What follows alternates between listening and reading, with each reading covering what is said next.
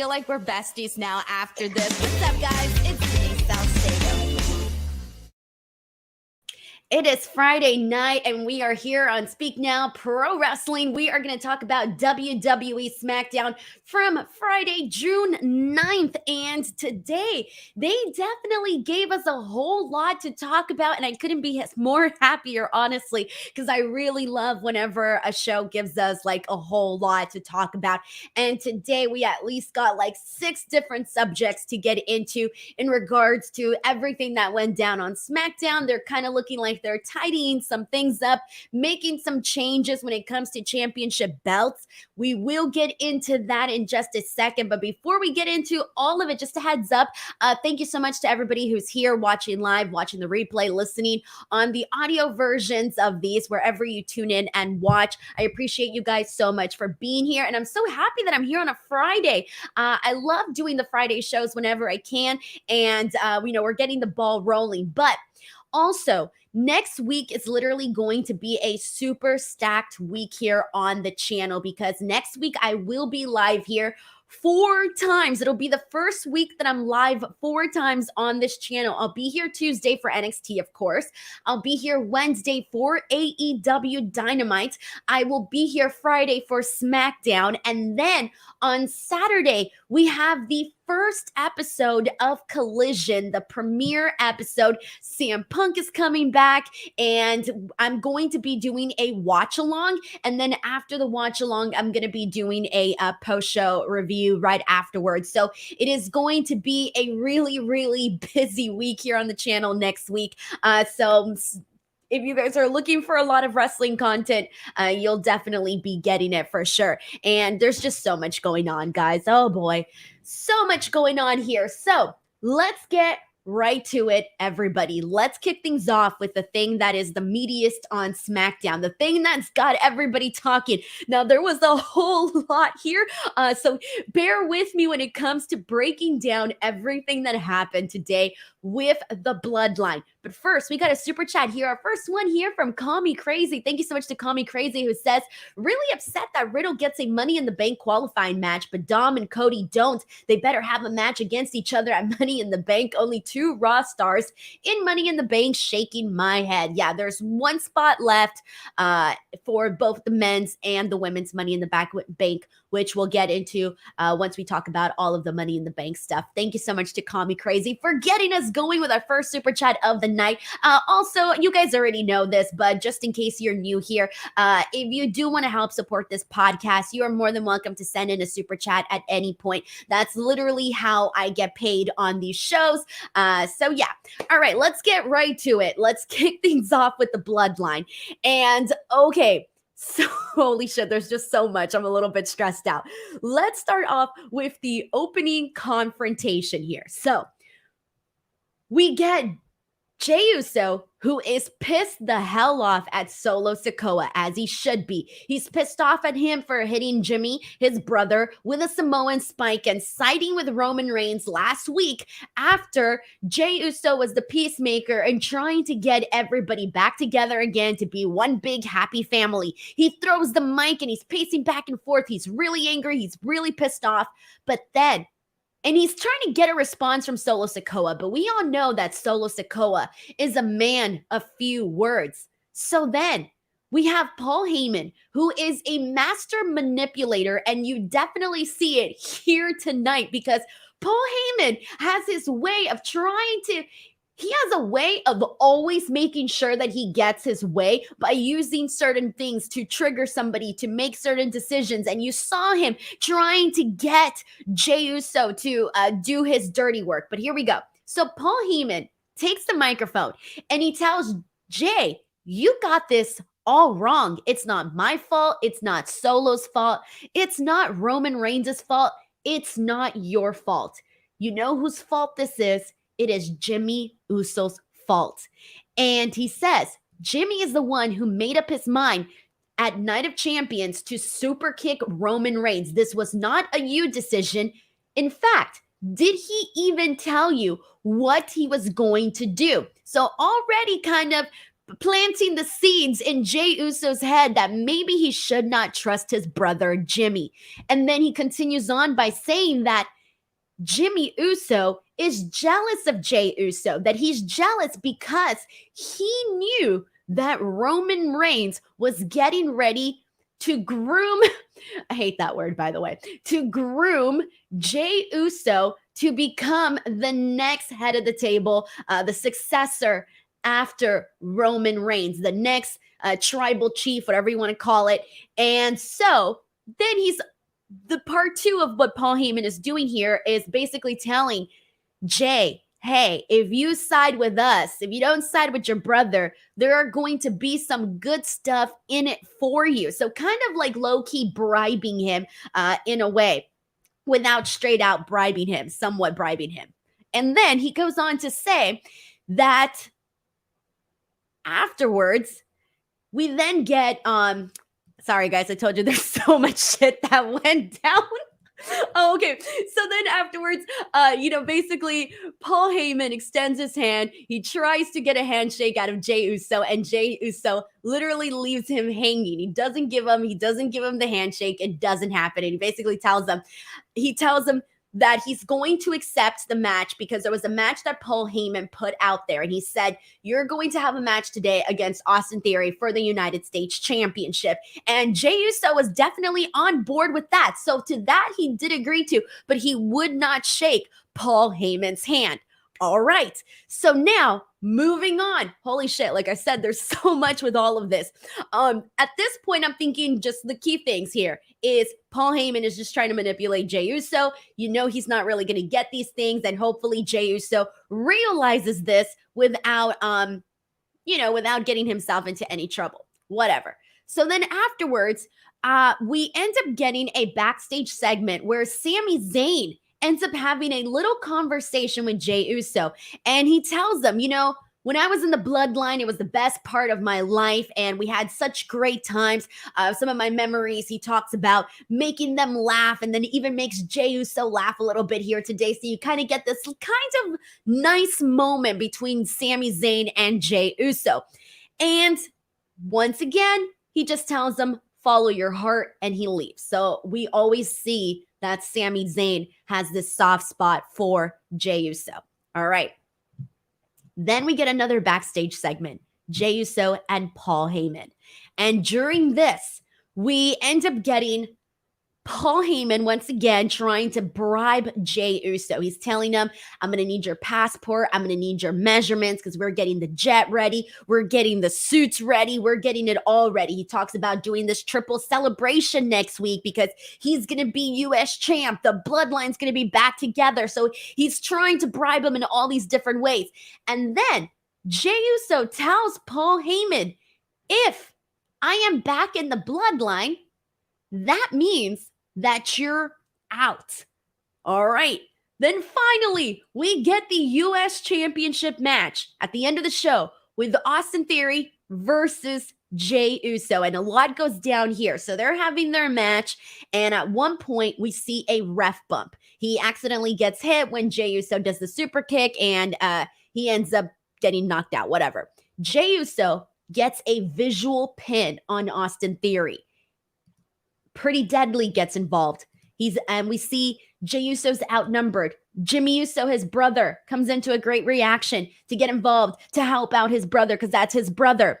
Instead, Solo Sikoa goes out there, and Solo tries to get Jimmy Uso with a Samoan spike, but Jey Uso stops it. So then Jimmy Uso goes in to super kick Solo Sikoa, but accidentally super kicks Jey. And so then that allows Austin Theory to defeat Jey Uso and retain his US championship. So in the end, Jimmy, who was trying to help out his brother, ends up accidentally costing him the title, costing him this victory. And this all ends with Paul Heyman looking really confident that Jey Uso is going to side with him. And Jey Uso didn't look happy with Jimmy, but he also didn't look happy with Paul Heyman or Solo Sikoa, and he just walks away. So let's break all of this down. We got a super chat here from Brandon Cavallaro. Thank you so much to Brandon. Brandon says, not gonna lie, the Roman wants groom Jey comments were a little uncomfortable. And because we're used to, hearing the word groom and groom to groom someone, in a more inappropriate way on social media, and especially right now with the allegations or everything. I haven't been following too much of the details, so excuse me if I get some of this information wrong, but I did see the whole Miranda Sings thing, and I only read like a quick little bit of it. But I think that when you're seeing stuff on Twitter about people being accused of grooming other people, when you're thinking of grooming, your brain immediately goes that direction. So I think that's why like I even said, like, I kind of hate the word grooming because immediately I think of that. So you think about it in the negative connotation type of way. But anyways, so we got a super chat here from James Hammond who says, just waiting for Tamina to join the bloodline. Sheldon Jackson says, Jey should have actually won because it would have made the U.S. title interesting again because Theory as champion has been a snooze fest since before Mania. I didn't think that I was kind of like, here's the thing. I'm glad that they did this U.S. championship match because it was a bigger meaning to it, right? It was all part of Paul Heyman's plan of getting Jey Uso these big things, these big opportunities to try and convince them to come over to his side, right? But let's be real, guys. Austin Theory was not going to lose this U.S. championship right now. Jey Uso doesn't need the U.S. championship in the story that they are currently telling right now. And all of the eggs and all of the effort that they have put into the basket of Austin Theory, they were not going to take away his U.S. championship. I would have really felt kind of bad if they sacrificed Austin Theory's U.S. title reign here to benefit the bloodline because they don't need it. The bloodline story is all well on its own, so they didn't necessarily need to do that. Stephen Marchuli says, is this leading to a three-way Jey versus Jimmy versus Solo? I don't know. So this because here's the thing. Look, Jay's not an idiot, and I don't want them to, like, I know he was upset right now and this and that, and, he's not really too trustworthy of Jimmy Uso, but I also don't want them to make him look dumb in the sense that everybody knows that you can watch a replay, everybody knows you can watch a video package, and it was very clear that Jimmy Uso did not purposely cost the match to Jey Uso. So I don't want them to make Jey Uso look dumb by making him come across like he thinks that Jimmy Uso cost him the match on purpose, because he clearly did not. And so I don't want them to make him look dumb. The question here is, and the big one, and we still don't know because of the ending, is Jey never made an actual decision. That was what was promoted tonight, but he didn't make a decision, and we knew he wasn't, right? Like, who really thought he was actually going to make a clear-cut decision? Like, that wasn't going to happen. And so here's, like, I am so thrown all over the place with this here because there's just so much that they can do here. They can still have, there's so many different things here. You mentioned Steven mentions the Jey versus Jimmy versus Solo, but then you still got Roman in this. Do we ever get once again Roman versus Jey? Do we once again get that? Do we see Jimmy versus Roman? Do we see, where does Solo Sikoa fall into all of this? Are we going to see a tag team match, the Usos versus Roman and Solo? Are we not going to see that? Where is this all headed? And this is a question actually for the chat. And you know what? This is the question here. What is the ideal end game here? What is the ideal end game? What do the people want to see out of this? Is there a specific match that you want to see? Do you want to see either Jimmy or Jey or Solo be the ones to take the belt off of Roman Reigns? Is that the end game here? I almost feel like I don't exactly know what I personally want the end game to be, but I know that the people here are simply enjoying this entire story because this has been one of the most layered, one of the most in-depth storylines that we have had in WWE in a very long time. Like, this has been a gold mine here. So, again, what is the end game? I'm going to get some thoughts in here from people, but we got a super chat from Sheldon Jackson. Thank you so much, Sheldon. who says, Jey may not need the U.S. title, but in all honesty, the U.S. title needs Jey in the worst way possible. I feel bad, guys. Look, I like Austin Theory. I think Austin Theory does the very best that he can. He isn't always given the best material, but you know what? He works with what he's got. And I don't want to see Austin Theory lose the U.S. title just yet because I do want to see it serve its purpose. I really, really hope that Austin Theory starts to get over, whether it's more so in a heel way, a babyface, whatever it is that he's doing down the line. I just want it to work for Austin Theory. Zahira Sharif says, I believe it's going to be the Usos versus Roman and Solo Sikoa at Money in the Bank. Oh, I like that, Zahira. Thank you so much for sending in this super chat. And I think they're going to continue this, right? Like, we still got SummerSlam. What are we getting at SummerSlam? Are we going to see Roman Cody at SummerSlam, or is this, I don't think so. I think that's going to be like whenever they circle back to Roman Cody, I think that's going to be like next year, like way, way down the line. Right now, there's just too much emphasis on the bloodline. Like, you don't even need anybody else here in this story. Thank you so much to Zahira for sending in this super chat. Let's see what more people are saying about this. Zeno Hour says, what about Roman Jey at SummerSlam? Scott George predicts Jimmy versus Jey versus Roman at SummerSlam. And M. Durrett says Jey has to eventually beat Roman. Ma says Roman versus Jimmy at SummerSlam. See, I'm seeing a lot of different matchups here. Devian Luxton says Solo should take the bout from Roman Reigns. Yeah says the ideal end would be the Usos costing Roman the title after all the times that they helped him defend it. Okay, I see where you're going with this. Yeah, because right away I'm thinking, okay, how many times didn't people complain that Roman was only ever retaining the championship because he had the help? He had help from the Usos. And we got more people saying that Jey is the ultimate endgame, and everybody's saying that it is Jey. All right, so Zahira also points out it starts with Jey and it will end with Jey. Zahira sends in a super chat saying, ideal Survivor Series match would be the Usos and Kevin Owens and Sami Zayn versus Roman, Solo, and 2 others. Who would those 2 other people be? That's my question. Who would the other 2 people be if they were to do something like that? You got the Usos and KO and Sammy already set there, right? They could definitely easily do that. But who would it be with Roman and Solo?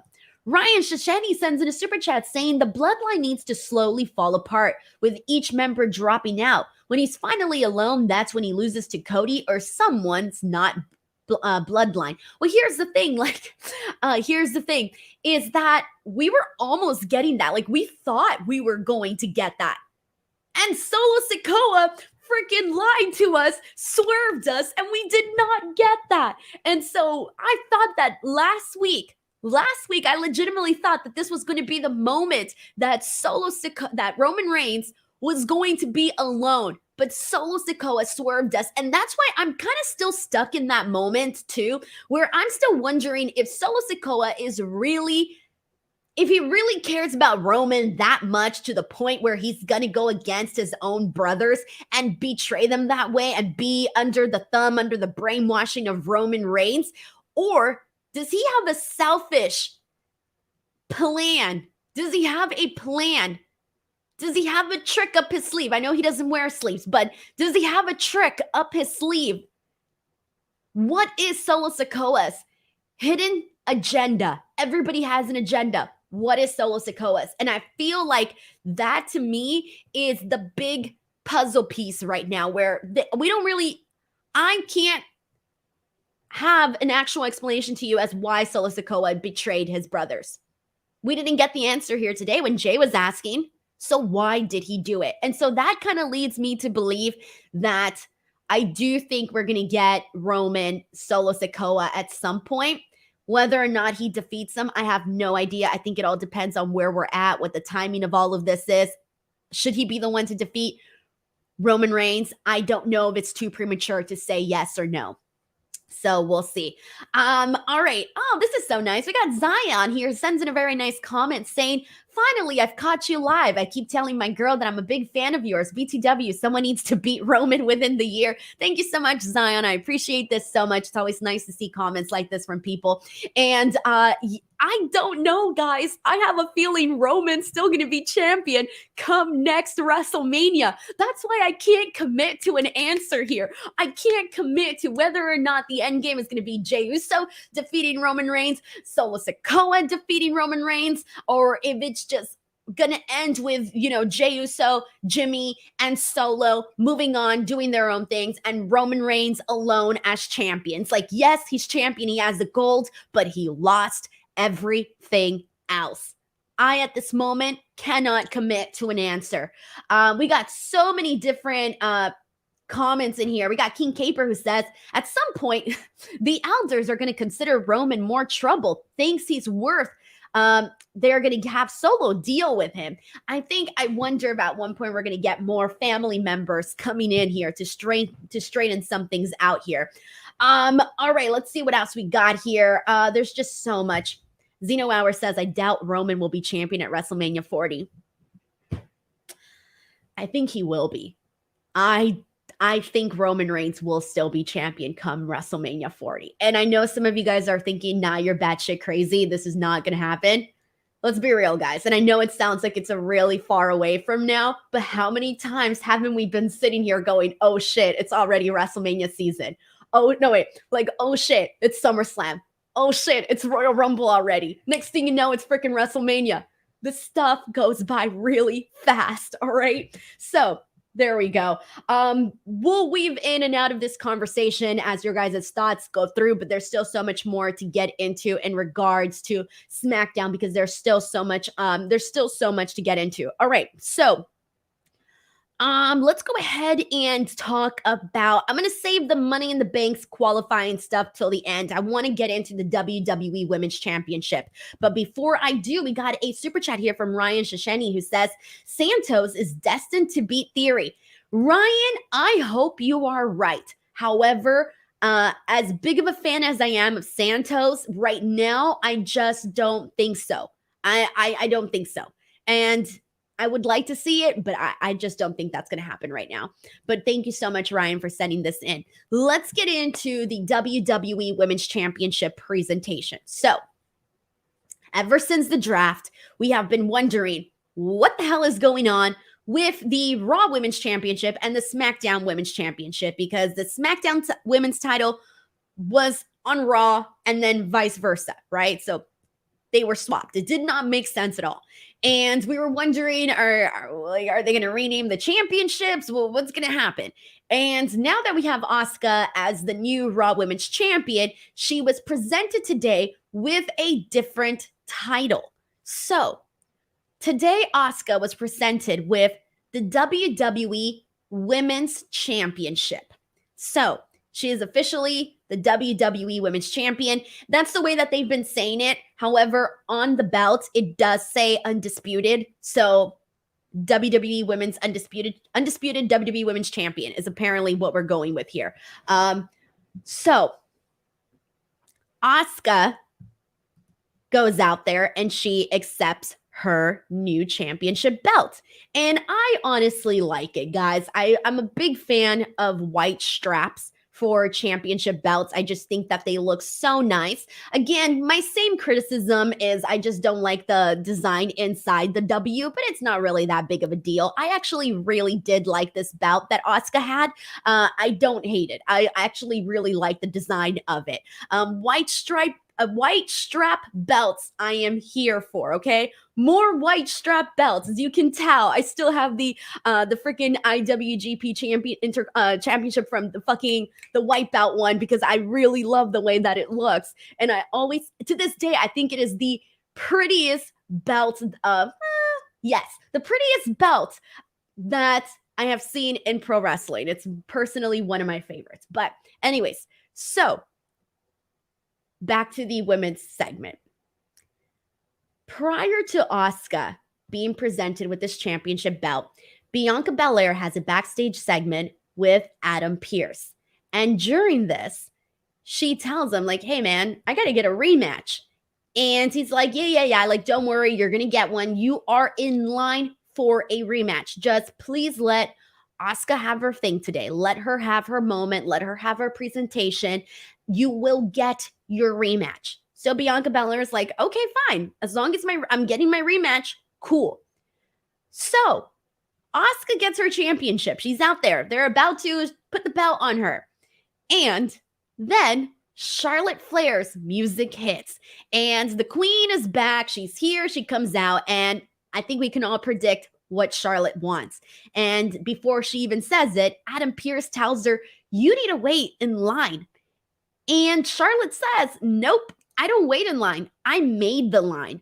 And so Charlotte challenges Asuka for the WWE Women's Championship, and Asuka accepts her challenge. And what did they say? They said in 3 weeks, we are going to be seeing Asuka versus Charlotte Flair for the women's title. So immediately after this, everybody on Twitter, a lot of people on Twitter were basically thinking that Charlotte is going to defeat Asuka and that she's going to be champion once again. Now, we have seen Charlotte become champion plenty of times.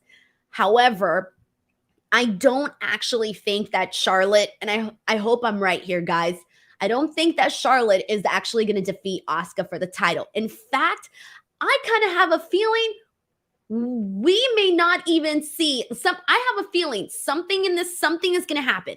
Either we don't even get this match in 3 weeks, or it ends in some DQ or some weird ending that calls for, at Money in the Bank, to actually see a 3-way. I do think that at Money in the Bank, we're going to be seeing Charlotte versus Asuka versus Bianca. And the reason why I'm thinking that is, keep in mind, this is a show in London, and this is going to be a big show. And WWE does very well in London. We just saw, all the success that they had with their show at Clash at the Castle. So personally, I think that when it comes to these types of show, they want their superstars to have their moments, to have some matches. And you can't leave Charlotte out of this card. You can't leave Bianca Belair out of this card. And you have Asuka, who's your champion. So what do? You do a triple threat match. So personally, that's what I'm predicting.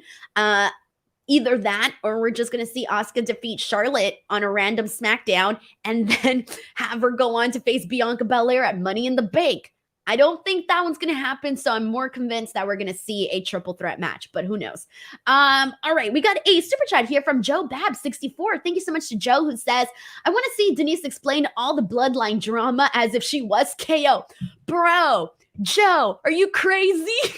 My voice would leave me. My voice would be gone within like 30 seconds because Kevin Owens is on the verge of a freaking breakdown. It's funny because he's always been like one of the most relatable personalities on TV, right? Like, you look at Kevin Owens, a lot of people can relate to Kevin Owens. Shit, I relate to Kevin Owens. He just has a relatable personality, right? But lately, the last couple of weeks, they've really, really honed in on Kevin Owens snapping and just getting overly dramatic about things and overreacting to like literally everything. And today we'll talk more about the tag team titles situation in just a second, but there's a moment where Kevin Owens is backstage with Sami Zayn and they're confronted by all of the tag teams on the roster, and he just starts going off and he's yelling and screaming, and it's like, everybody's here. I don't even remember what the hell he said. Like, man is freaking going nuts. So if I were to explain the entire bloodline drama like Kevin Owens, I would probably die on this stream and maybe get some good views on here. All right, and we got a super chat here from Call Me Crazy, who says, women's mid-card title when ? Please. I do think they got enough women to do that. But at the same time, you already have you do got 2 belts. But I'm going to say right now, I want to say yes. But at the same time, I'm thinking about the tag team titles. And I mainly would rather see more tag teams be put in place for the women before asking for a mid-card title. I just think it's more important to make more tag teams for the tag team division. That's honestly my focus. Kaden Crawford, thank you so much, Kaden, for the super chat, who says, will Roman pass the #1 record? Why NXT titles on SmackDown, Sean? Why get it together? So this was not a Sean thing, guys, by the way. I mean, technically, well, no, because I was going to say, technically they could have dropped the titles, but then they had that match against Casey and Katana on NXT, and Casey and Katana were also drafted to the main roster. So regardless, whoever was gonna win was still gonna take the titles to the main roster. Now we'll talk more about that in a second. Will Roman pass the #1 record? I have no freaking idea, guys. I have no idea how far they're willing to go with this. I think 1,000 is more than enough. That is something to celebrate. We're good there. And Mike Parker sends in a super chat. Thank you so much to Mike, who says, it wouldn't surprise me at some point they will go back to this at the beginning of a Bianca heel turn. She was notably not the usual happy no matter what Bianca. She was angry. Thank you for pointing this out, Mike, because this was like the first time in a long time that we've seen Bianca Belair be angry, be upset. And here's the thing. I do really think they needed to shake up the persona of Bianca Belair, because they kind of did Bianca a little dirty in the sense that she was always going out there and having the very best matches, period, bar none. She's freaking up there. In-ring wise, she makes every person fall in love with what she does in that ring. However, on the microphone, they really just had her go out there and be generic, and they didn't really give her anything to work with. They didn't give her any verbiage, any promo that could connect to the fans. Like, there was never really a moment where people were like, you know what, I really connect with Bianca Belair. And I think that was the issue. They had her going out there always saying the same thing. The EST, EST, EST, EST. And yes, that's cool because that's her catchphrase, but that was literally the only thing that you got from the promos themselves. And so because of that, I think they kind of failed Bianca Belair at keeping her as a strong baby face, because what do we all recall? Backlash. Backlash, her match against Io Sky. She was getting booed. Io Sky was getting cheered like you would not believe. And so that was basically very telling that they needed to do something different with Bianca Belair. And eventually they did. Asuka now has the title, and now they got to rework Bianca Belair. She's always going to get over in ring because she's great, but on the mic, they need to just shake things up for her, really. Sheldon Jackson sends in a very generous super chat. Thank you so much to Sheldon, who says, I'm pissed that Charlotte is back because that means the push for any other woman on SmackDown going for the title just ended with her return. FOH with a title shot immediately. F this ish. Okay, sorry, I'm a little confused on that sentence. And then Sheldon says, new challengers, not the same people, for fuck's sake. Okay, here's the thing, guys. And look, I know the hate that Charlotte Flair gets, all right? I'm not oblivious to it. I see it, and I understand why people get upset. I understand that they feel that she's always at the front of the line. She comes in and she gets what she wants, right? But here's the but. The last time that this happened, we were in desperate need of somebody, anybody. Because the last time Charlotte Flair went out there and took somebody's championship belt was against Ronda Rousey. And Ronda, we'll talk more about Ronda later, but Ronda was just not working as the champion, okay? It just wasn't working. And the people were so over and done with it. It was just not good, right?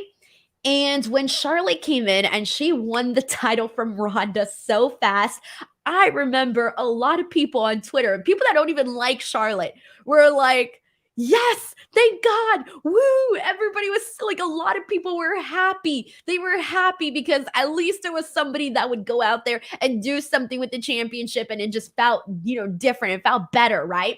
And I think that Charlotte, because she is Charlotte Flair, that it's always a big deal when she's there. And I know a lot of people hate her and this and that. I do not hate Charlotte. I do not mind seeing Charlotte in this program with Asuka and with Bianca Belair. If it's just like, I want it to be a three-way though. If Charlotte were to basically because of Charlotte, we weren't going to get Bianca in the match, then that would really suck and I'm speaking for Money in the Bank. I think that would suck, but I hope they don't do that. I'd much rather have it be a triple threat because Charlotte Flair is a great worker. I think she's very entertaining and I think she amplifies matches. So yeah, I don't mind seeing Charlotte Flair in these matchups, but of course that does not mean that I don't want to see new faces and new people become champions. Again, I'm a little bit more on the hopeful side that we might not see Charlotte immediately win this title because I think it would just be too much, guys. It would be too much. You need to keep the belt on Asuka, let her have the reign that so many of us have been waiting for her to actually happen. And we'll talk more about Asuka in a second because she's going to come back. She's going to come back up again when we talk about the women's Money in the Bank.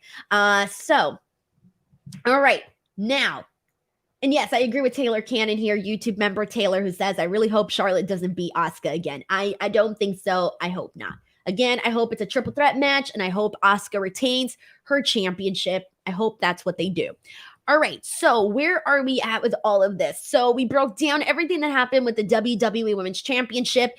Let's get into another change with the belts. Oh, one more thing, actually, because they changed the Raw Women's Championship that was on SmackDown.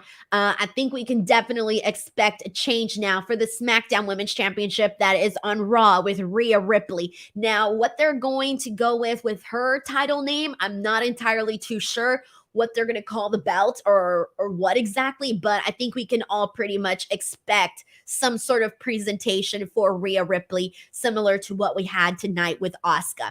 We got a super chat here from Shelton who says, when she came back in December, we needed it badly because Ronda was doing nothing as champ. WWE philosophy is this: when in doubt, give the title to Charlotte. Also, BTW, FOH means F out of here. Oh man, I learned something new today. Fall means F out of here, FOH. Okay, thank you, Sheldon. I hope this is not a hip thing, by the way, because if it is, I just feel really dumb right now. Please tell me this is new slang, because if it's new, I'm okay with that. If it's old slang, then I'm going to be really embarrassed. Sheldon, thank you so much for the super chat. Call Me Crazy says, honestly, they need to build up new single stars, which is why we need a women's mid-card title, where Xia Li, Tegan Nox, Emma, and so many more. I agree with you on that. I don't think we necessarily need a mid-card title to build up some of these people. They should still be building them up for their champions. Stephen Marchuli sends in a super chat saying, could the change in Bianca include a double turn to the heel side with Sky going face? I wouldn't mind that. And we'll talk about Io Sky in just a second. Thank you so much to Stephen Marchuli for this super chat as well. All right. Oh, no. Everyone's saying it's extremely old slang. God dang. Fall. 2023, I am learning what FOH means. Damn. All right, so let's get into another change in the women's title picture. So, and based on what I saw on Twitter, I thought I was expecting an entirely different reaction. However, because of who the title holders are, I think this is why this is the reaction we got. So, as we know, the WWE Women's Tag Team Champions are Ronda Rousey and Shayna Baszler. They just won the titles not too long ago. And the NXT Women's Tag Team Champions are Isla Dawn and Alba Fire. They just got called up to the main roster. They barely held the titles on NXT, like they had just won them on NXT 2, and then they got called up. So we never really got to see Isla and Alba actually have a real tag team reign, okay? Like they've pretty much been holding the belts, and that's kind of it. So I had been hoping, and I saw a lot of people had been kind of hoping that we would get a unification of the titles. And the reason for that is there are not enough women's tag teams on either NXT, Raw, or SmackDown. Point blank, there are not enough women's tag teams. Now, Ronda Rousey, after she won the tag team titles, she did an interview. I forgot with who. She did an interview and she spoke very candidly about this. She spoke about having told WWE that they need to give them competition. They need to form more teams and this and that because they're going to run through everybody and this and that. Now, I know that Ronda Rousey is not liked by a lot of people. I get it. But she wasn't wrong here when she says that there are not enough women's tag teams on the roster, because it is true. There are not enough women's tag teams, which is why I'm okay with them unifying the titles. However, the thing is that means that most likely we are going to see Ronda and Shayna defeat Isla and Alba, and they're going to be the tag team champs, and Isla and Alba are just going to, never really have an actual championship reign. And here's the thing. People, from what I've seen on Twitter and social media, people prefer Isla and Alba over Ronda and Shayna.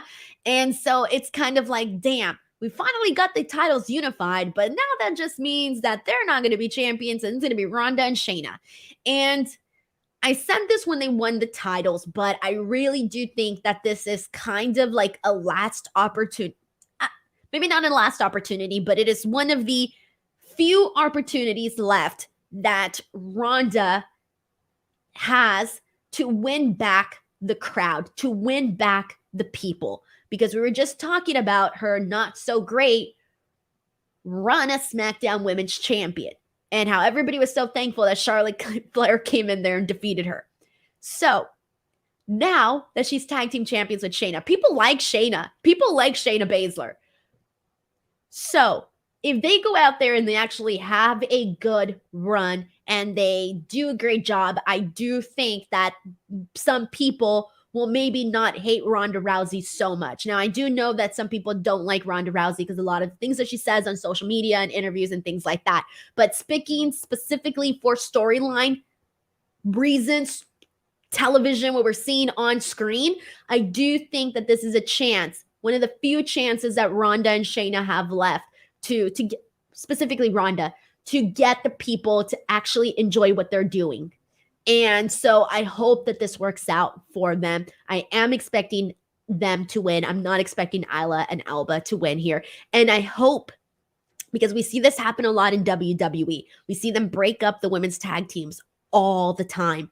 And I'm kind of afraid that if Isla and Alba lose, that they're going to break them up. Now, I know that it's different now, maybe not so different, but different. And I really hope that they don't break them up. That's my biggest fear. I hope they still keep them as a tag team and continue to build more teams. But again, that is one of my personal concerns here. Taylor Cannon says, if Charlotte wins again, we riot, says Taylor Cannon. All right. And let's see what else we got here. There's so many different comments on all of this. Steve Bridge says there's a buttload of talented women in NXT. There really is. And they could make tag teams with those women too. They most definitely can. Matt Hensley says, I'm okay with them unifying if Isla and Alba win. So therefore, I'm not okay with it because I don't see them winning. Thank you, Mac. You essentially summarized what the emotion is online, where it's like, yeah, you wanted the titles unified, but damn, now Isla and Alba are gonna lose. Like, let's be real. We all know Ronda, and it would be a big surprise, honestly, if they were to lose here. And I don't think they are. They've been going out there and they've been doing all of these interviews talking about what a big moment this was and how hard they fought to become tag team champions. And they have both been very, very, open about how they fought so hard to become women's tag team champions. So we'll see what happens. Gratitude King says, will they defend the titles on NXT going forward though? I kind of hope so.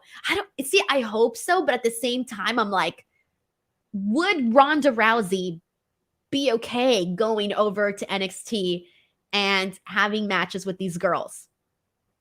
I don't know. I don't want to speak for her. I have no idea. So, who knows? Let's see what else we got here. And, all right. And then, by the way, I do want to say this, though. You know what? There may be a chance that they do go down to NXT or go over to NXT and defend the tag team titles. And you want to know why? Because we have been seeing so many more people go over to NXT and have these storylines and this and that. Shit. We just were here on Tuesday talking about Braun Breaker challenging Seth Rollins for the World Heavyweight Championship on NXT. if that can happen, I don't know what the details are, whether or not that's actually happening or when or what or anything, but if that can happen, then Ronda and Shayna can most definitely go over to NXT and defend their tag team titles. And also, they're clearly making it more of an effort to include NXT to be seen a little bit more so on the level of Raw and SmackDown versus as a tier below. So we'll see. This is true. This is very true. Ravi's sends in a comment saying if she wants competition, she should go. There you go. That's it. We'll end this topic on that one because that is a very good point that you made.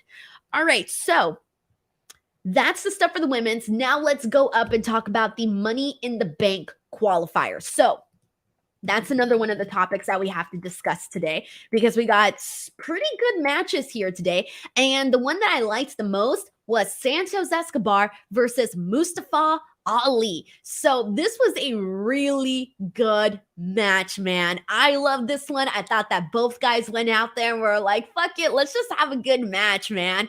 And they did. I love the way that it started too with both of them yelling at each other, be like, I'm gonna win. No, I'm gonna win. And we had LA Knight on commentary going, yeah. All right. You know what? I'm actually really proud of that.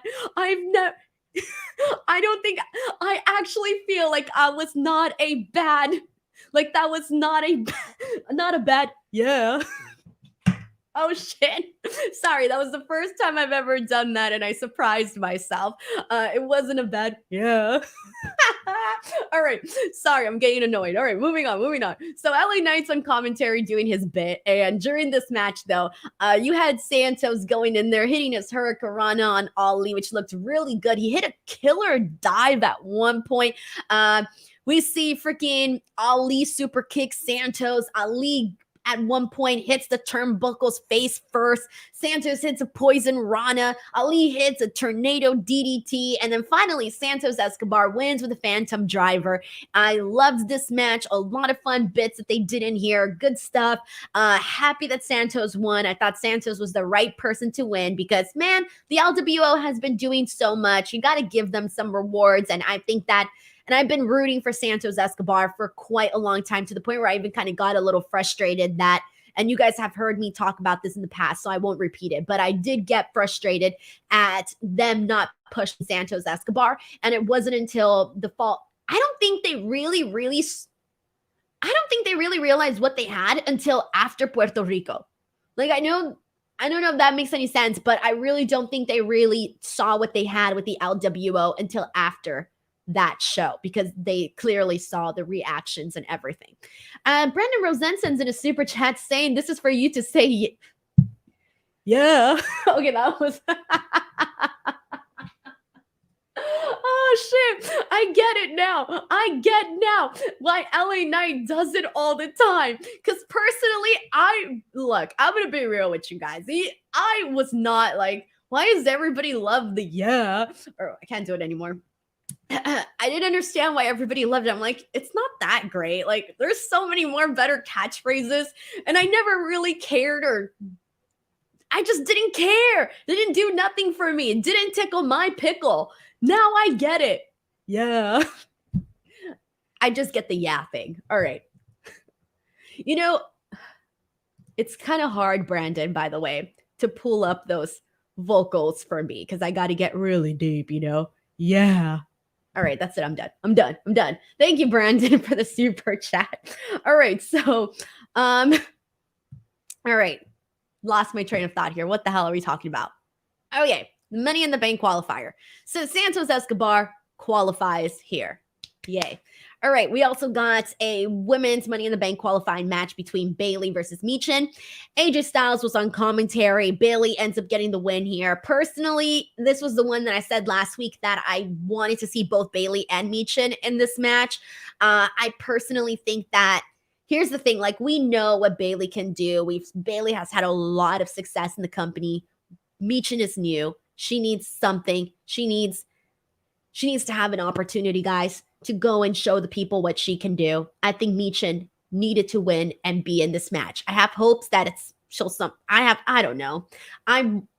I wanted to see Michin win this match, so I was a little bit sad when she did it. We ended up having, after this match, Scarlett comes out and she ends up blowing this red smoke into the face of AJ Styles. And afterwards, AJ Styles gets choked out by Karrion Kross. And damn, I hate to say this, but it's the same damn thing. I forgot that Karrion Kross was going after AJ Styles. Happens all the time. Happens all the time. But I'm hoping for the best for that. I liked this little attack. I really did. Scarlett going out there, doing that, fine. All right. Another men's qualifying match was Butch versus Baron Corbin. Butch wins. We also saw Carmelo Hayes was in the audience. Baron Corbin has been doing this whole feud with Carmelo Hayes, which we've talked about a whole lot on the NXT post show. So Butch wins. Perfect. I would have been pissed if he didn't. We also saw Io Sky versus Shotzi. And this is the one that I was talking about where I kind of felt a little bad for Shotzi because last year she was in the Money in the Bank match, and that's the match that she kind of got a lot of backlash for just because of all the botches and stuff like that. So I thought that maybe there was a chance that she could redeem herself here, but nope, she didn't make it. Io Sky defeated her. And here's the thing, guys. Io Sky, based off of people that I asked on Twitter who they're rooting for as of right now in this women's qualifying, in this women's Money in the Bank, the majority of the comments are Io Sky. Io Sky, as of right now, looks to be the person that the people want to see. So, women. For the women's Money in the Bank, we have Zelina Vega, Becky Lynch, Bayley, Io Sky, Zoe Stark, and a TBD. Still don't know who the last person's going to be. Io Sky is the popular pick here. Becky Lynch, yep, that would be cool because I would love to see her maybe, Becky Lynch versus Rhea Ripley would be something that I would be interested in down the line. I don't think Zelina Vega would win. I don't think Bayley needs it. Zoe Stark might be too soon, although it could give her something to do. But I do also kind of want to go with Io Sky here because everybody wants to see Io Sky and Asuka. So if Io Sky were to win and cash in on Asuka, I think that would be really freaking cool to see. And I think that may be why a lot of people also want to see Io get the win here. So for the men's Money in the Bank, we got Ricochet, Shinsuke Nakamura, LA Knight, Santos Escobar, and Butch. I have a feeling they're going to give it to LA Knight, guys. He's clearly gotten over, and they need to reward that. I think it's going to be LA Knight. I would love it for it to be Santos Escobar, but I just don't think they're going to give it to him. So I'm going to go with LA Knight as the person that I think is winning as of right now. Now, let's see what else we got here. Let's see. Next week. All right, before we get into next week's schedule, just a heads up to everybody here. I got a bunch of brand new content. If you guys haven't checked it out, please head on over and check out that interview that I did with Camille. If you guys want to get to know her a little bit more, I learned so much about her, so much that I didn't know about her. You can check that out here on the channel. My interview with Courtney Rush. Holy shit, that interview got very, very popular. It's got over 10,000 views. It is one of my most viewed recent Impact Wrestling interviews that I've done that is not Trinity Fatu. And the Trinity Fatu one's at 18,000. 8,000 is not a big difference. That I was pretty impressed by the numbers that Courtney Rush interview did. Check it out. She's formerly known as Rosemary. I think you guys might like it if you guys are Impact Wrestling fans or Courtney Rush fans. You might want to check that one out. And then I also did an interview with Steve Macklin. And Steve Macklin is the Impact World Champion. And I just think the world of Steve Macklin. I think that he's done so well for himself over on the Impact side of things after being released by WWE. He didn't really have like a lot of buzz behind him. Like he wasn't one of the people that I would say had a lot of buzz from the pool of talent that was released. And so Steve Macklin went into Impact Wrestling and they've been building him up even with Josh Alexander when he was champion. They built him up, but they still made sure to build up Steve Macklin. And now him having the title, he had a great match with PCO, a very violent match with PCO. And we talked about that. And it was such a cool interview if you guys want to check it out. And then next week, again, I will be here 4 times for NXT, AEW, SmackDown, and of course the AEW Collision watch along. This is the first time that I do a watch along for a non pay-per-view event. So make sure you guys come in and hang out. We got a super chat here from Sheldon who says, what? Did this just happen? Sheldon Jackson says Alex Shelley's the new Impact World Champion. He just had his match today with Steve Macklin and against all odds. And it started like literally at the same time as SmackDown. So I hadn't been able to see that. Holy shit. I'm here talking about Steve Macklin being the champ and this and that. I didn't think he was gonna lose. Oh shit. I did not think he was going to lose, but Alex Shelley's the new champ. Oh, fuck. That is awesome. Because everybody's been wondering, like, when is it going to happen for Alex Shelley? What is it going to happen for Alex Shelley? He's literally one of the most, literally influential guys in wrestling. So many people look up to him. So many wrestlers look up to him. Oh, my God. Okay. Well, I'm going to make a note to watch that after this. So thank you so much to Sheldon Jackson for the spoiler. Just kidding. I read spoilers, so it's okay. I was gonna read the spoilers anyways. Because okay, here's the thing. Like, I used to do the Impact coverage for the show, for the pay-per-views on Fightful, because their shows used to be on Saturdays. But when they moved to Fridays, it was just impossible. I was like, I'm covering SmackDown. I can't do it. So now I read and find out, like, okay, what do I have to watch? Like, what do I make sure I need to watch? And so that's pretty much how I base my schedule now, because there's just too much going on. But I'm definitely going to be watching that because I cannot miss Alex Shelley becoming Impact World Champion. Sheldon, thank you so much. All right, so if you guys want to check out my interview with former Impact World Champion Steve Macklin, you can check that out here on the channel. Man, all right. Well, where do you go from there after my big old plug for that interview? And then, damn. All right. Anyways, like, I'm happy for Alex Shelley, but then my whole interview is like, I was counting on that. All right, whatever. Next week, let's talk about what's been announced for next week. AJ Styles and Michin will be teaming up to take on Karrion Kross and Scarlett. That should be interesting. A mixed tag team match. Tag team gauntlet winner. Oh, excuse me. We're going to be seeing pretty much all the tag teams, Pretty Deadly, Street Profits, Brawling Brutes, and my God, I'm blanking on everybody else here. Hold on one second, guys. Let me pull this up. Should have written down in my notes. All right, here we go. Street Profits, Brawling Brutes, the OC, LWO, and Pretty Deadly are all going to be in a gauntlet match for the winner earning a title shot against Sami Zayn and Kevin Owens. So we're going to be seeing that on SmackDown. Plus, Roman Reigns returns next week. Then in 2 weeks, we'll be seeing the tag team title unification match between Isla, Alba, Shayna, and Ronda. And then in 3 weeks, we're supposed to be seeing Asuka versus Charlotte Flair for the WWE Women's Championship. Alrighty, there's a whole lot of it, guys. All right, that is it for today. Thank you guys so much for tuning in on a Friday night. I appreciate you all very much. If you enjoyed this podcast, please tell your friends, tweet it on social media, tag me. I always retweet people when they put over my podcast.